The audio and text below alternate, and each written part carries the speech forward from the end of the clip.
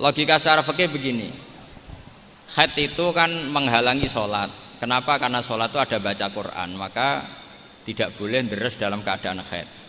Logika kedua, lupa Quran itu dosa besar. Nah, baca Quran pas haid juga dosa. Ya nanti malaikat suruh nimbang banyak mana gitu. Makanya ini wilayah yang mesti jadi polemik. Assalamualaikum warahmatullahi wabarakatuh. Sebelum kami menyampaikan pertanyaan, kami mengucapkan syukur alhamdulillah. Kami sangat bangga sekali atas rawuan Agus Bahauddin Nur Salim yang selama ini kami hanya bisa menyaksikan beliau di YouTube, tapi sekarang bisa bertatap muka secara langsung. Begini Gus, niki bahasa Indonesia mawon nggih. Nggih. Tadi mengenai tradisi khatmil Quran, mengenai deskripsi masalah yang sudah biasa terjadi di kalangan kita, banyak di antara kita ketika mendapat istilahnya undangan untuk khatmil Quran, kita itu istilahnya nyelengi dulu, nyelengi di rumah. Jadi 30 juz itu yang sudah dicelengi di rumah, ngoten Gus. Lah yang ingin kami inginkan, bagaimana ada yang ketika haid, ketika odor niku masih membaca Al-Quran dengan suara keras, artinya masih membaca Al-Quran memakai. Dua pertanyaan. Yang kedua monggo Pak Kapolres untuk yang Kapolres. Assalamualaikum warahmatullahi wabarakatuh. Monggo. Perkenalkan dari mana Anda? Assalamualaikum warahmatullahi wabarakatuh. Mohon maaf yang sebesar-besarnya apabila nanti yang saya tanyakan ini kurang layak atau kurang sopan. Ya Gus, ini tadi ada keterangan kenapa kita kalau tradisinya kalau menghatamkan Quran itu setelah surat An-Nas langsung surat Al-Fatihah disambung dengan surat Al-Baqarah sampai dengan Muflihun. Lah terus Gus, ini ada kebanyakan malah disambung lagi, disambung sama ayat kursi, kemudian akhir surat Al-Baqarah. Itu apa ada juga dasarnya gitu ya Gus? Penasaran saya. Terus yang itu di situ qoro'ah itu maksudnya menghatamkan apa sekedar membaca saja? Harus hatam 30 juz apa sekedar membaca sebagian dari Al-Qur'an? Maunya apa? Kalau maunya apa tak Ya maaf, makanya soalnya saya tadi mendengarnya apa salah saya dengar itu hatamkan. Terus yang ketiga, Sama ini sudah cukup gini dua pertanyaan karena waktu yang ya sudah monggo dijawab Gus. Yang pertama tadi dari penanya yang pertama, bagaimana kalau nyelengi Quran dulu itu bagaimana?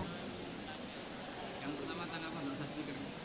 Nyelengi hafalan kemudian sebelum sampai pada juznya. Nyimpen hafalan dulu belum disetorkan sampai ke sana.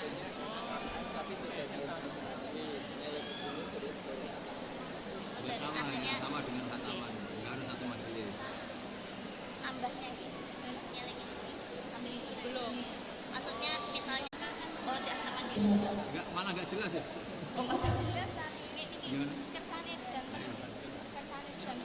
Bagaimana kalau hataman itu nyelengi di rumah dulu, kemudian ketika di majelis tinggal hatamannya? Apakah ada yang seperti itu Gus? Itu dianggap hataman atau tidak? Ya kalau akhirnya khatam ya jadi khatam. Kalau akhirnya khatam kan memang Rasulullah sendiri itu nggak pernah khatam dalam satu khatam. Jadi tidak harus dalam waktu satu hari. Nggak apa-apa ya. Oh itu begini ya, itu sensitif sekali, wilayah yang sudah sensitif. Kalau saya, jadi semua jawabannya harus kalau saya termasuk orang yang tidak mendukung itu. Kalau saya loh ya. Tapi beberapa pondok karena ini kan begini, ini pakai logika fikih ya. Jadi Anda boleh ngikuti saya, juga boleh ngikuti kiai yang punya tradisi membolehkan. Tapi logikanya begini secara fikih. Logika secara fikih begini. Haid itu kan menghalangi sholat. Kenapa? Karena sholat itu ada baca Quran, maka tidak boleh deres dalam keadaan haid. Logika kedua, lupa Quran itu dosa besar. Nah, baca Quran pas haid juga dosa. Ya nanti malaikat suruh nimbang banyak mana gitu. Makanya ini wilayah yang mesti jadi polemik. Tapi asal debatnya nggak karena orderan, nggak karena uang, insya Allah nggak fitnah, tak jamin. Karena kita debat secara fair. Ya, jadi biasalah dalam kaidah fikih. Kayak begini loh. Saya melihat mbak-mbak ini dosa karena melihat nggak mahram, nggak istri. Ya saya tak apik, istiqomah itu apik. Tapi akhirnya ngangkangi masjid wong liya ora kober dadi imam katanya gitu. Jadi artinya ya ada nilai negatifnya gitu.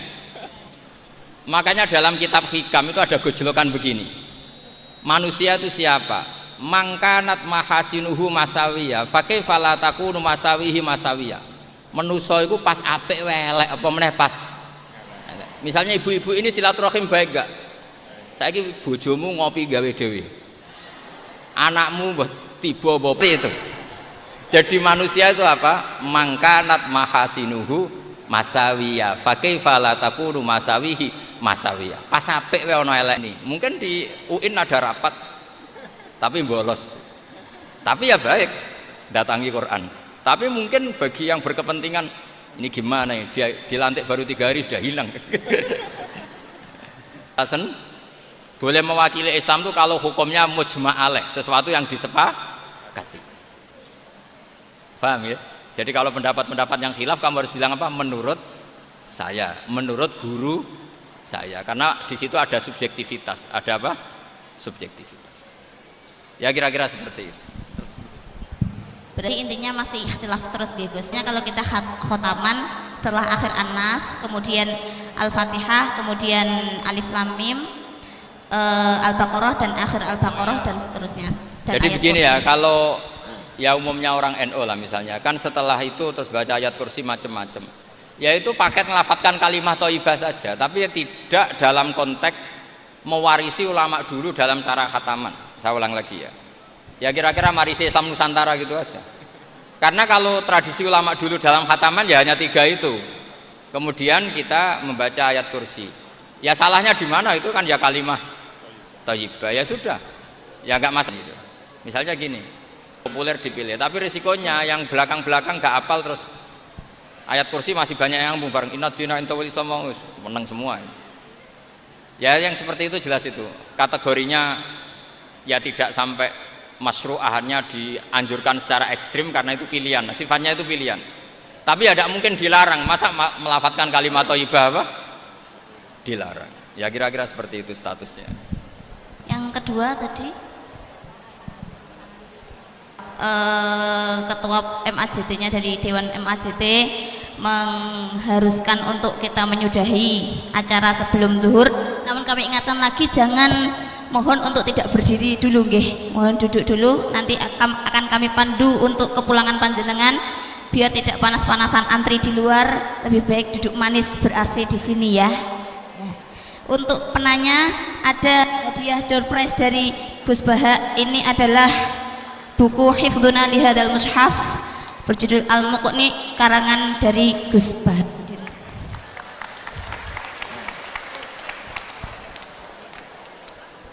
Yang lain Mary ya. Mohon maaf nggih karena waktu sangat terbatas sekali. Kami yakin panjenengan dengan ilmu yang bermanfaat, barokah fid dunya wad dunya wal akhirah. Sekali lagi mohon untuk duduk dulu. Jangan berdiri dulu nggih. Kita tutup dulu dengan doa kafaratul majelis. Subhanakallahumma wa bihamdika asyhadu an la ilaha illa anta astaghfiruka wa atubu ilaik. Setelah kami tutup mohon tetap duduk. Nanti keluarnya yang ingin pulang membawa berkat atau souvenir mohon kira-kira mau. Oke. Nggih. Dari kami kurang lebihnya mohon maaf. Wassalamualaikum warahmatullahi wabarakatuh. Yang pertama, adzan. Oh nggih, adzan dulu.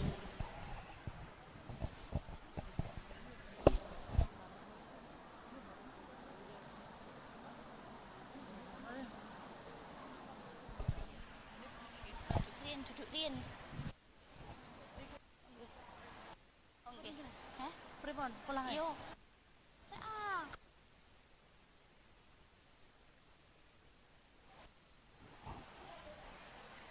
mau niku mana? Lah niki dipegang nih.